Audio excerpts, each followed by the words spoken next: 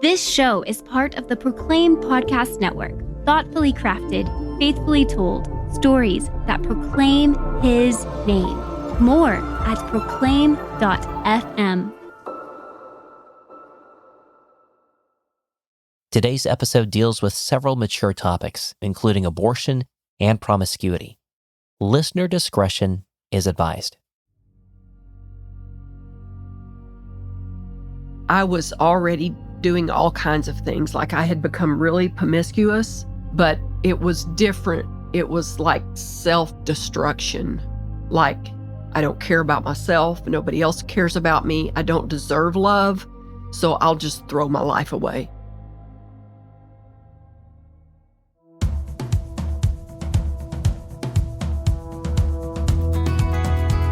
Hi, I'm Brandy Ray from Tilton County, Alabama. I'm a wife and mom and a preteen ministries director for my faith family. I love listening to Compelled because it reminds me that God is bigger than our circumstances and that He passionately pursues us, that no one is out of His reach. I look forward to each new episode and I share them with anyone I can. I especially identify with the episodes where God heals people of trauma and restores their identity and purpose because that's what He did for me. It's so encouraging to hear stories of how He redeems the brokenness of this world for our good and His well-deserved glory. Enjoy today's episode. I'm Paul Hastings, and you're listening to Compelled, where we use gripping, immersive storytelling to bring to life Christian testimonies from the kingdom of God, told by the people compelled to live for Him. In a recent episode, we heard from Todd Nettleton from Voice of the Martyrs. Todd finds and tells stories of modern-day Christians who are being persecuted and martyred throughout the world. And while that may sound like an emotionally taxing job, and it is, Todd is adamant that there are few greater honors than co-laboring with these saints and telling their stories of God's faithfulness. Again, you can hear that story by tuning into episode number 25 with Todd Nettleton. This week, our guest is Jill Robbins. Jill had an abortion at the age of 17, which was only the beginning of a self-destructive lifestyle that included drugs and promiscuity. And that in turn resulted in the decline of her mental health. Jill's life was falling apart the further she dug in. Could anyone dig her out? So gather round, lean in, and join us for another compelling story from the kingdom of God.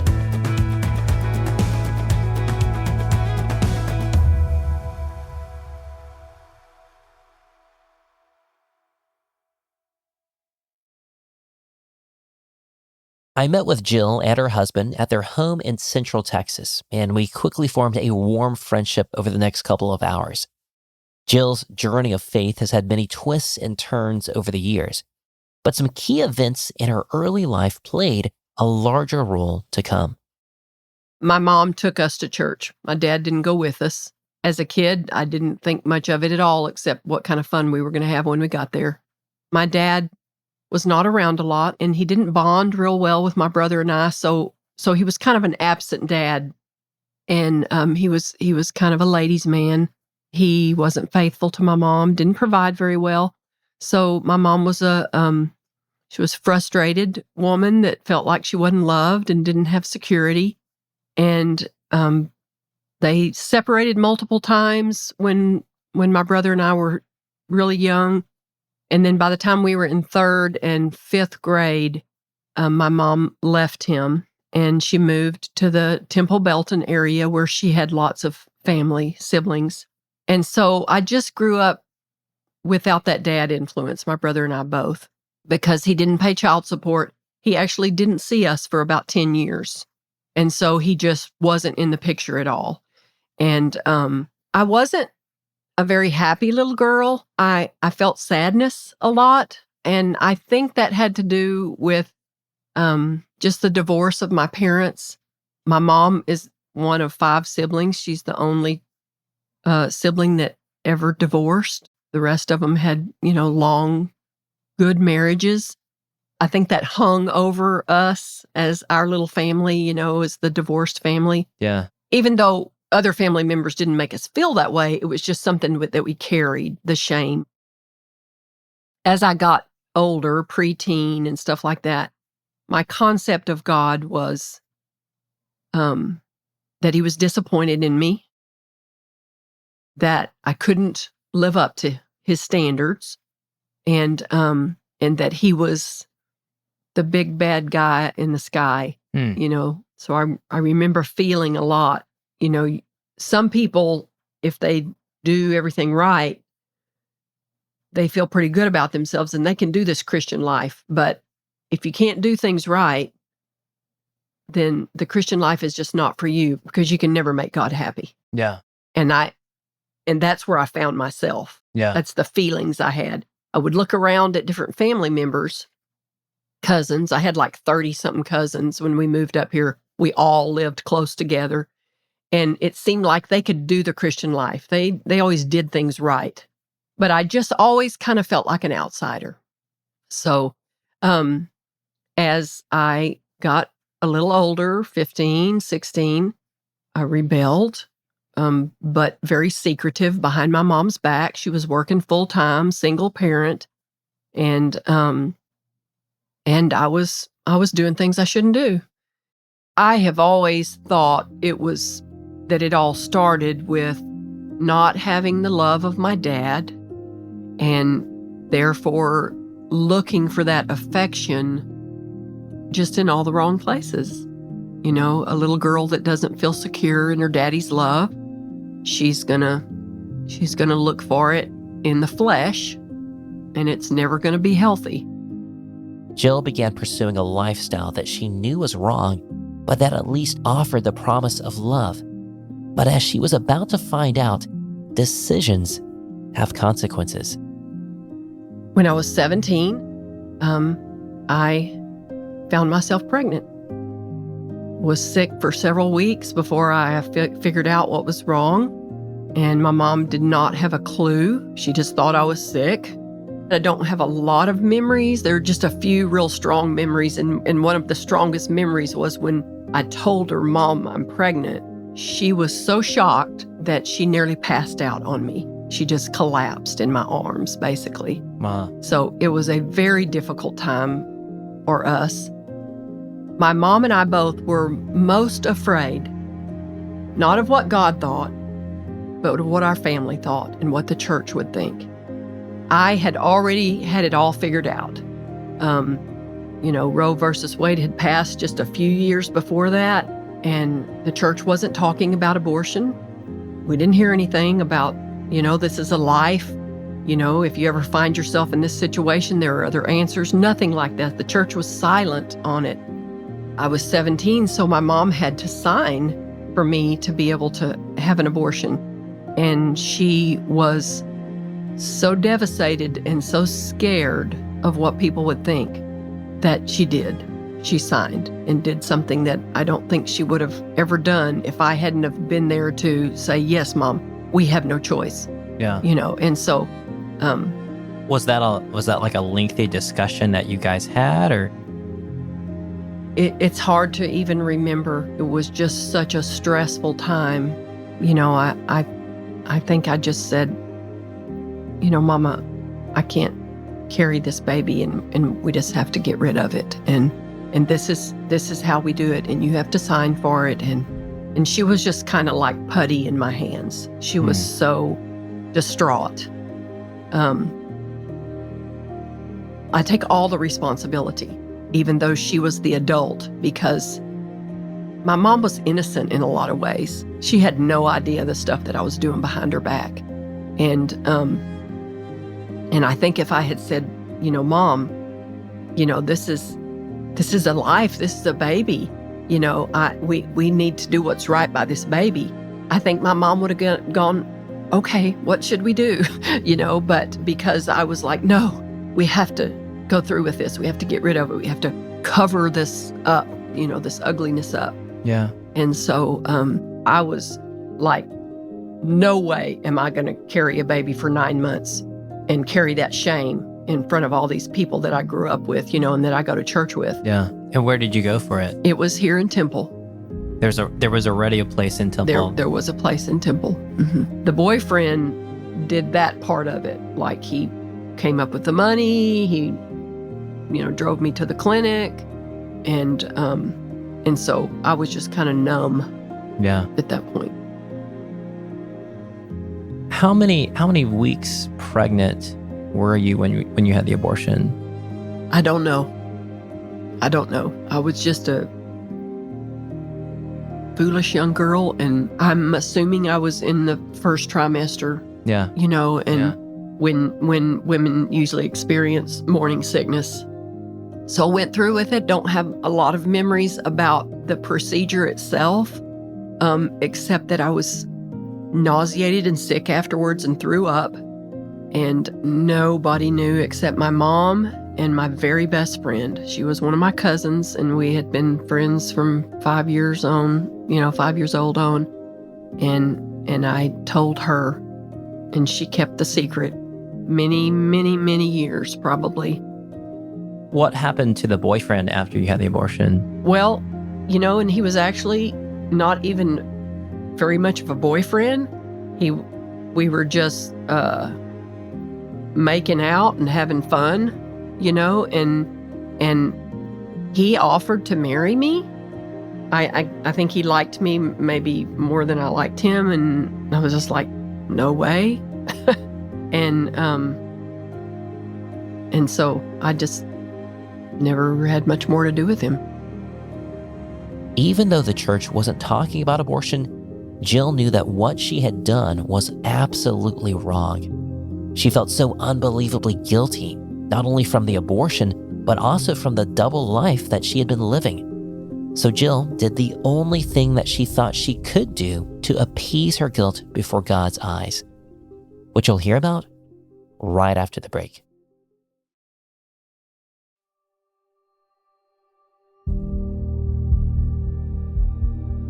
Welcome back to Compelled. After Jill Robbins' abortion at age 17, she felt irredeemably broken. But based on what she thought she'd learned at church, she knew of only one thing she could do to help. So I told my mom I wanted to get baptized and wash away the filth, And so I did. I got baptized soon after that.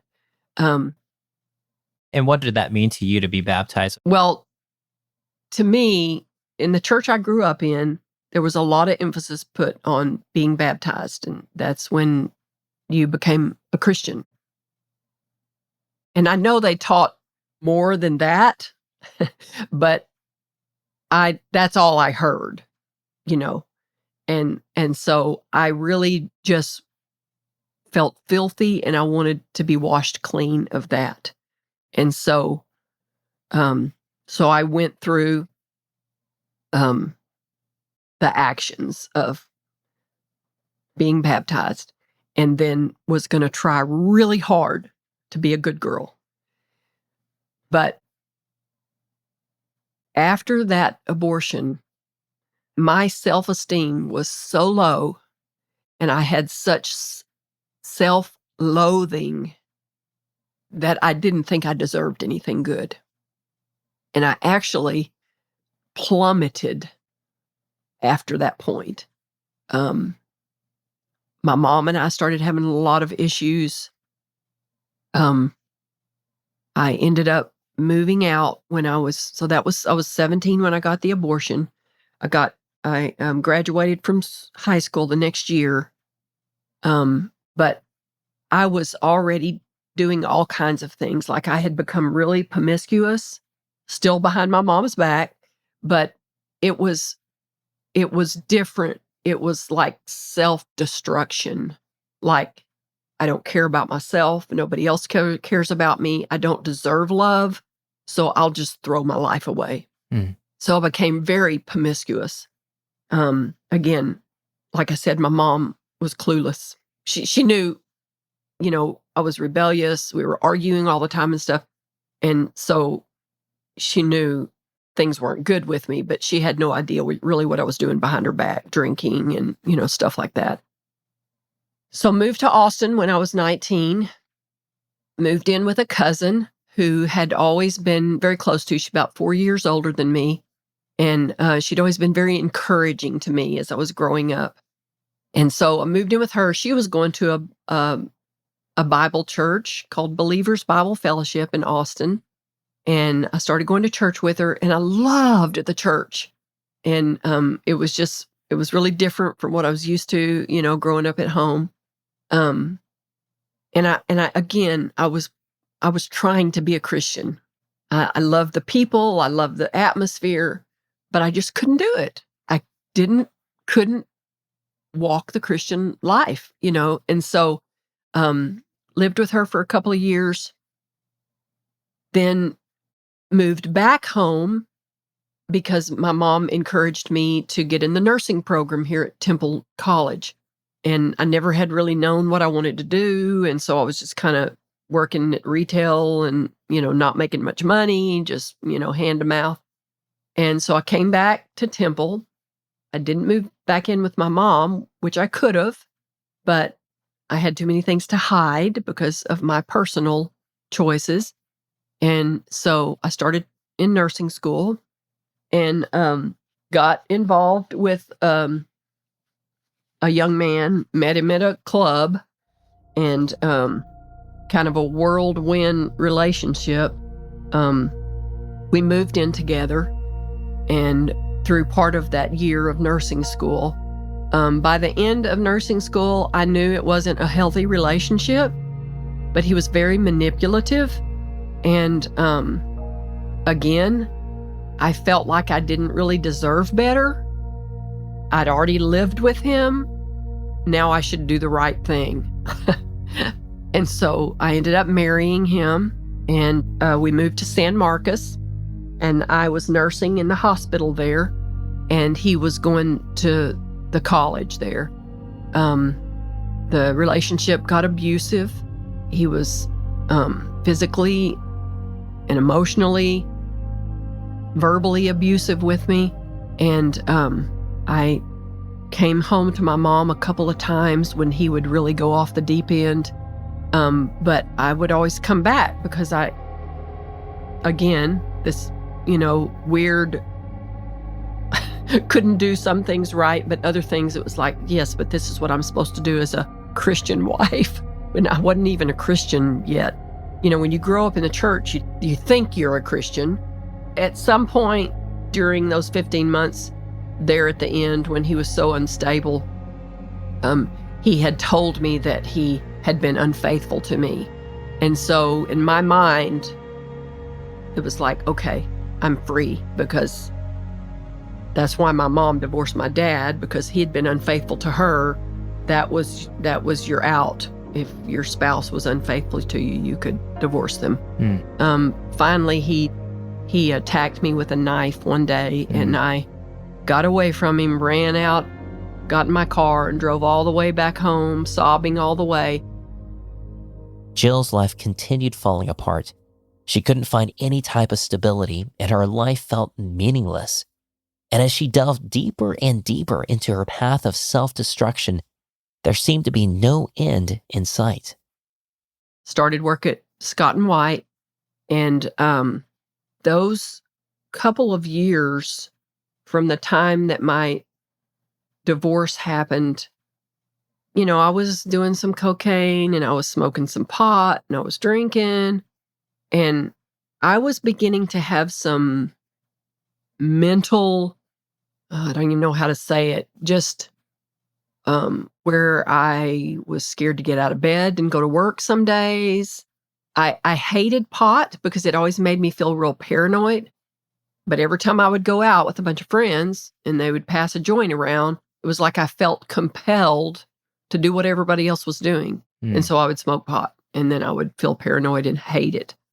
But there was some mental things beginning to happen with me. Like I was just afraid. I was unsure of myself. I felt like I was kind of losing my mind. And I really just think it was Satan's influence on me. I was just allowing a lot of things into my life. And so Satan was messing with my mind. And I would stay in bed and be afraid to go out, and just wondering what is going on with me. Am I going crazy? I remember distinctly calling my boss there at Scott and White one morning and just saying, I'm too scared to get out of bed and come to work. She was very understanding. She knew I was going through a lot of emotional stuff. And so she just had compassion on me instead of firing me. And in the light of day, I kind of acted like a Christian or said that I was one or something like that. And as I flirted with, every man around, very promiscuous, just in and out of relationships, having relationships with people that I wasn't even dating. At one point, having a relationship with a man that I worked with, a nurse who was married. It was like there was nothing I wouldn't do. I think it was just a form of self-destruction. I just didn't feel like I deserved anything good. Yeah. So, and without the Holy Spirit, your flesh just takes you to really ugly places. Yeah. So, yeah. And yet there were times when I would listen to Christian music and weep and sob and want to be good. But then I would choose not to be good in my choices. Jill hated her life and loathed who she'd become. But no matter how hard she tried or how badly she wanted, she just couldn't seem to change her life. But then one day, Jill received an unexpected invitation to a Christian conference. This couple kind of came alongside me, and they were Christians.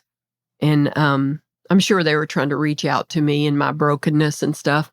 And they were going to go to a seminar in Austin, Texas, and they invited me to go with them. I remember thinking, well, I'm supposed to be a Christian, so I think I'll just go with them. This will be fun, whatever. So we drove back and forth for a week together. We'd work during the day, drive down to Austin for the conference and back, and work the next day and drive back down again.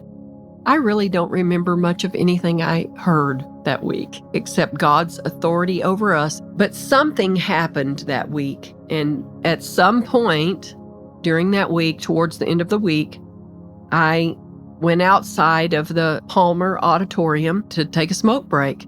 I was sitting on the curb, and I guess I was just thinking of all the things I'd been hearing. And to me, this is just God's sovereignty. This is what makes me know that God chooses us and we don't choose Him. I don't know exactly how all that works, but I just know that I found myself in a place where the Word of God was washing over me, and God spoke to me, not audibly, in my heart and in my mind, and said,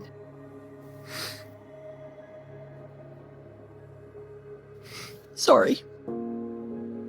What happened next was something that only God could have done.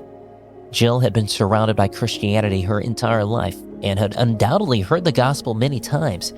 But hearing the authority of God emphasized over and over again for a week at this conference, as well as how God protected those who were His, made a deep impact on her.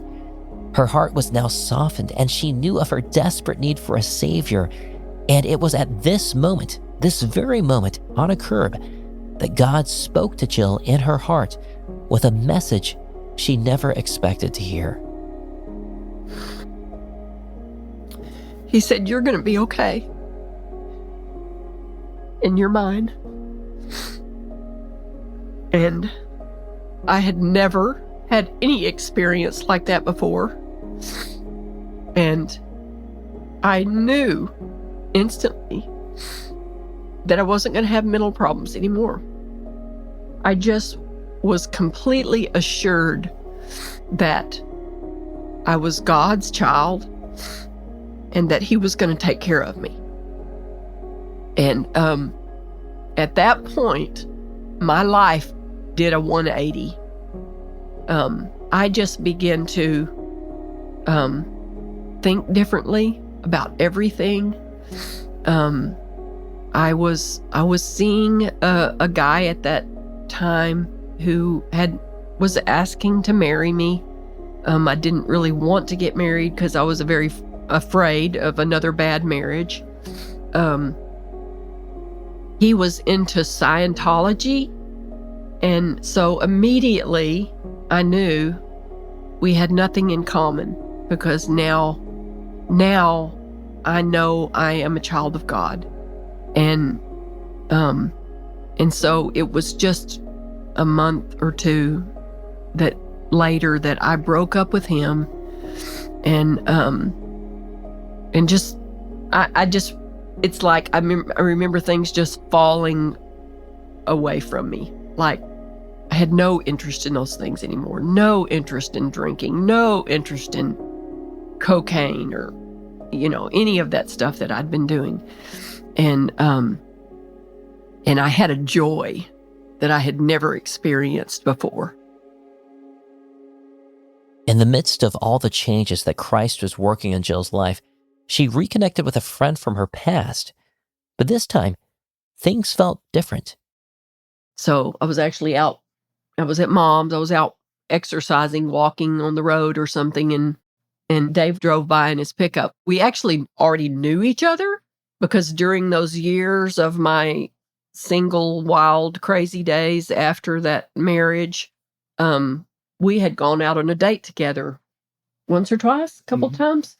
And he was a old rodeo cowboy, and he called me a hippie chick. The hippie chick.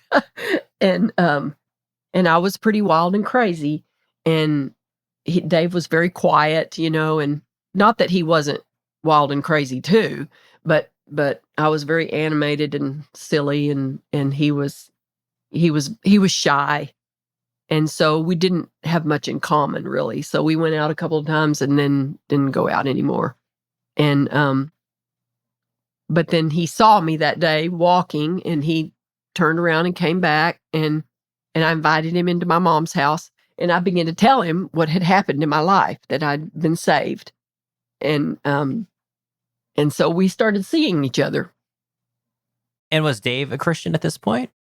Dave had gotten saved when he was young, but he had wandered away for many years, and he was just at that point in his life where he was searching and finding his way back to God. He was excited to hear that I was a Christian, and I obviously acted and looked different than I had, before.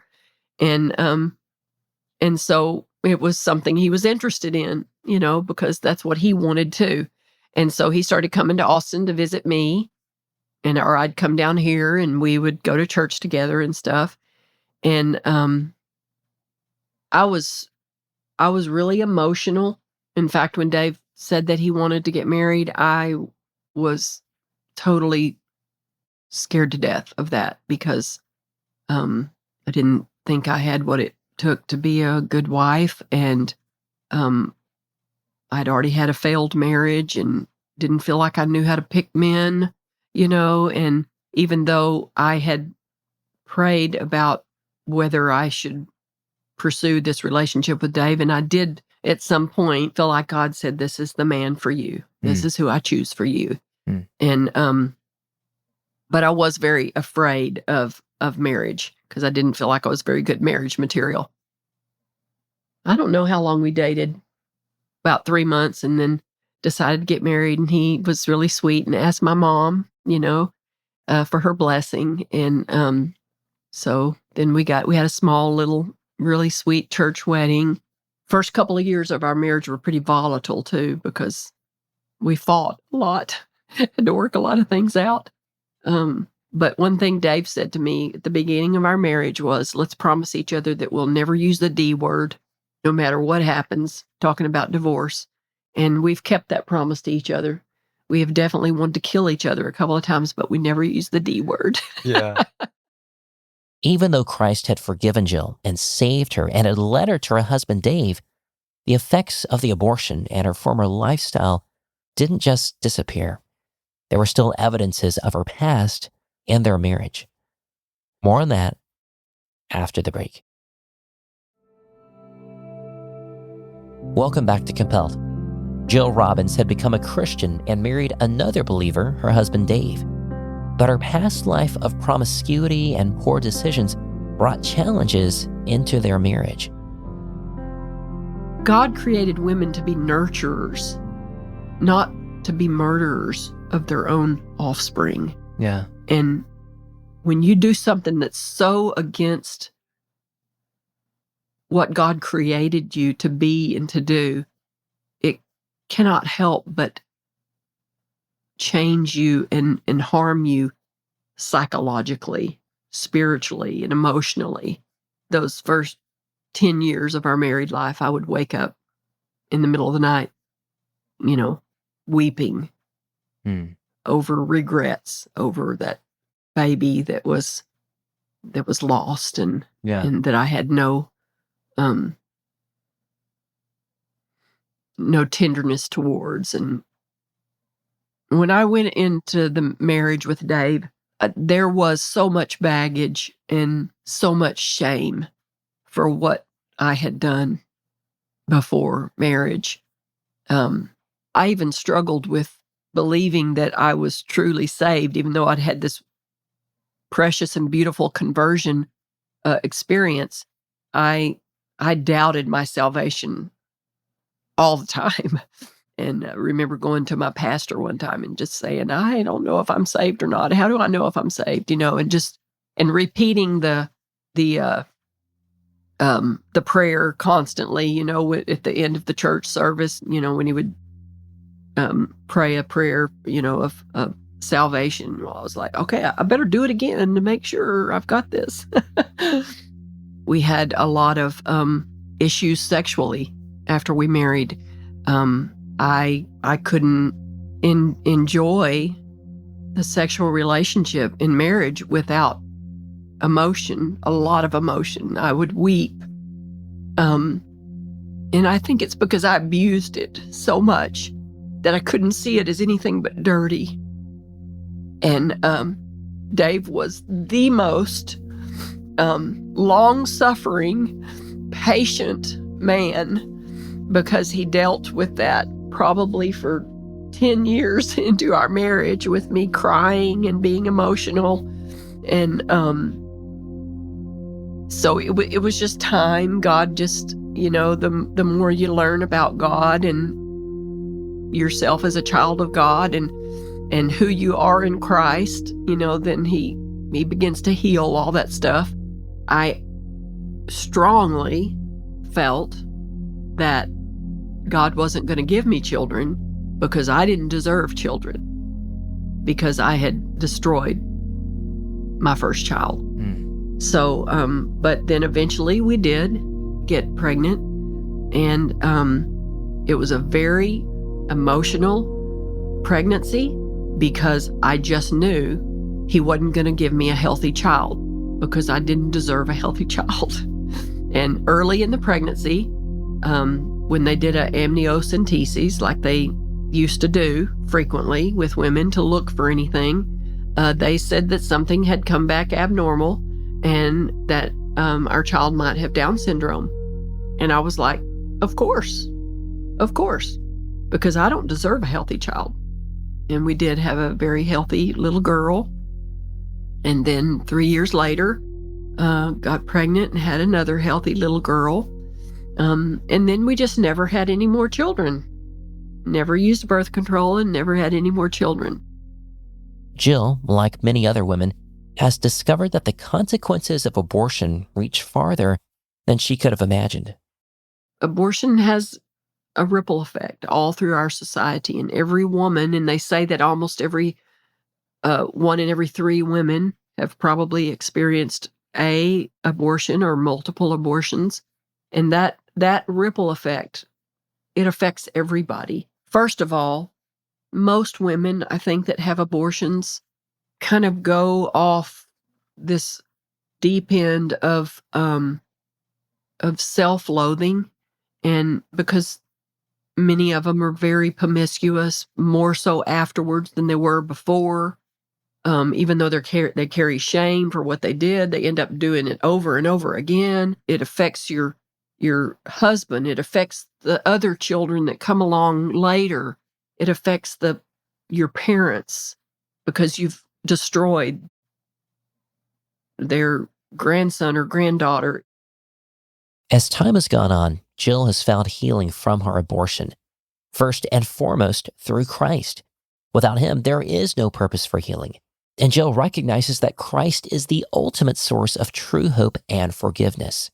And through Christ, Jill has also found healing by sharing about her abortion experience when appropriate, and eventually by talking about it with her mom. One of the hardest things is, I think, thinking about the pain that it caused my mom. And of course, I'm oblivious to that, in your selfish, sinful way when you're young. And so it wasn't until years later that I realized how horrible that must have all been for her. And then the fact that neither one of us spoke about it for so many years. It was just that dirty secret that we kept from everybody, When we were alone together one day, I just felt compelled to tell her how sorry I was for dragging her into such an ugly affair, something that she had carried such shame for so many years. And so I did ask her forgiveness, and when I did, it was like it opened the door for my mom to be able to talk about it and to be able to ask my forgiveness.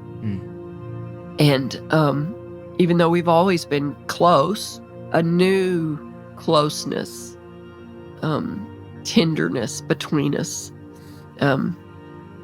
was there instantly. For a wound to heal, it needs to be open to the sunlight and instead of hiding it in the dark.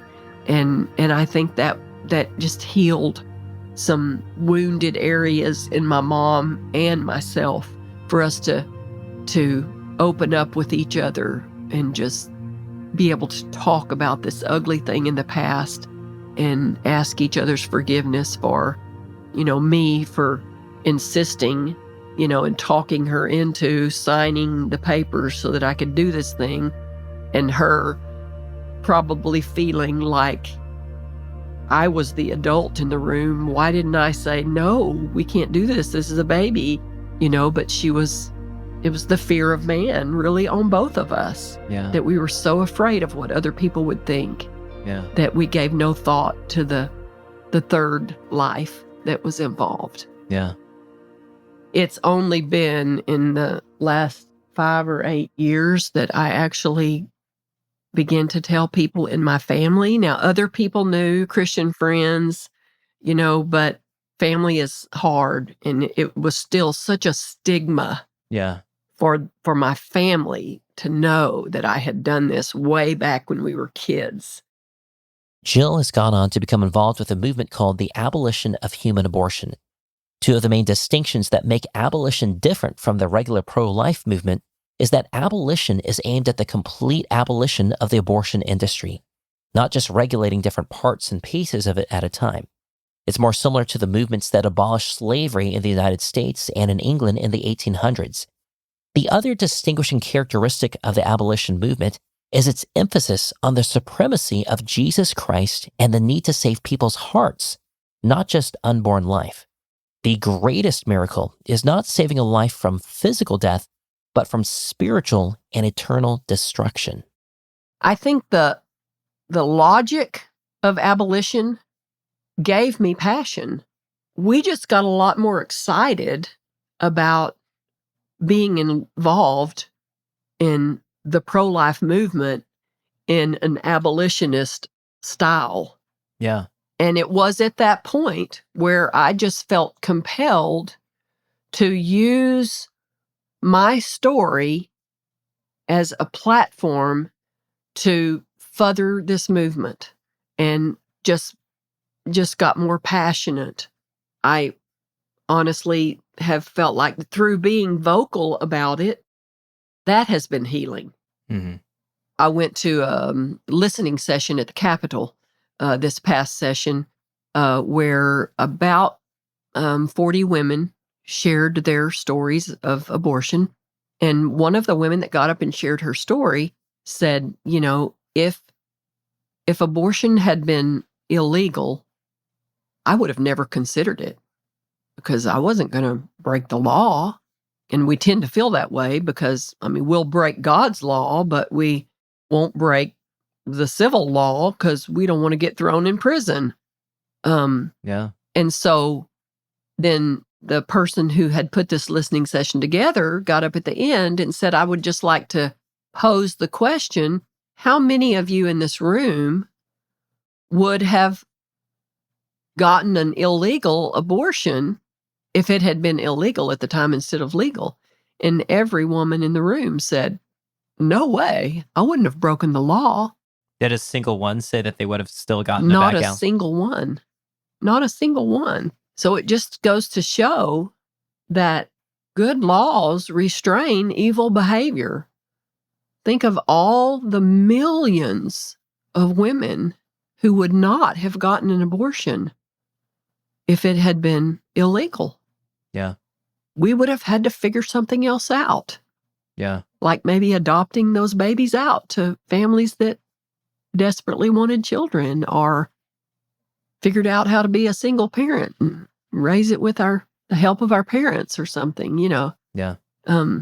Good laws restrain evil behavior. As I have gotten more involved and actually gone to some of these abortion clinics to try to reach out to people who are going in to abort their children, that those that I've gone with to learn from and follow their example, that is how they reach out to these women. They reach out to them and men by sharing the gospel of Jesus Christ, and that these children are made in the image of God, that we're all made in the image of God, and that God's moral law says thou shalt not murder, and just really sharing the gospel with these people. They believe very strongly that you need to bring the gospel of Jesus Christ into the situation because it's the word of God that changes people.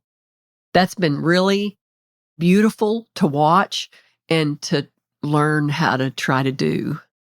As we wrapped up our conversation, I asked Jill if she could travel backwards in time and speak to herself, what would she say to the 17-year-old Jill Robbins who had just had her abortion? Wow. I think I needed to hear the gospel of Jesus Christ. I needed to know what I had done was the worst possible thing anybody could do, to take the life of another person. And there was no weaseling out of it. I was the chief of sinners, as Paul called himself. But that God forgives even the chief of sinners. And that healing can't come with something that you hide in the darkness. Realize what a great God we serve, that he would forgive even such a heinous act as that. And it just brings healing. It just brings healing. It brings more love for Christ and what he did for us. Humility, because he did something for us we couldn't do for ourselves. Abortion brings incredible shame, and healing can't come if you hide the shame, and that we need to let the light of God shine on it. Jill, it has been a pleasure hearing your story. I really appreciate you just taking the time to do this. Thank you, Paul. Thank you for the invitation. As I listened to Jill share her convictions about abolition, I was reminded of when Joseph tells his brothers in Genesis 50 that what they had intended for evil, God used for good. Jill had originally sought out an abortion to hide her sin, and it's terrible that the abortion happened. But God has since forgiven her and redeemed her, and she now uses that terrible experience to fight for the lives of other preborn children. I hope that all of us remember that there is no sin so great that it will separate us from the love of God, and that God can use anyone with any experience for his kingdom. If you'd like to learn more or get in contact with Jill, just shoot me a message at paul@compelledpodcast.com and I'll put you in touch. Also, if you'd like to learn more about abolition, just visit abolishhumanabortion.com. You can also visit our website, compelledpodcast.com, to find more stories about God working in people's lives just like this one. We actually have a page on our website addressing various topics, including abortion, with recommended articles, books, and additional testimonies. And specifically, I'll point out 2 episodes that you might find interesting. Episode number 3 with Carol Everett. She was an abortion clinic owner responsible for 30,000 abortions, but was miraculously saved by Christ and completely transformed. And also episode number 60 with John Barrows, who suffered through cancer, brain aneurysms, chronic pain, and more, yet God has used John to save countless unborn lives from abortion. And of course, if you know someone else who would be encouraged by Jill's story, then please send this to them. It's episode number 26 with Jill Robbins. It's our joy to release these stories for free, but that's only possible because of our sponsors and the generous financial support of our listeners like you. If you want to help us continue creating more stories just like Jill's, then consider joining Compelled as a monthly partner. You'll get access to all of our behind-the-scenes content with over 100 hours of additional interview material that we never had time to release. And you'll also get access to all of our new episodes 1 week early without ads. There's no set price. It's totally up to you. Just choose the monthly amount that makes sense for you. And by doing that, you're helping us create new episodes of Compelled. To join as a monthly partner or to make a one-time donation, just visit compelledpodcast.com/donate. Today's story was edited by Zach Fowler and Micah Foster, script assistance from Mark Weber, sound engineering by Sonomorphic, and our associate producer is my beautiful wife, Sarah Hastings. I'm your host, Paul Hastings, and you've been listening to Compelled. We'll be back next time with another compelling story. We'll see you then.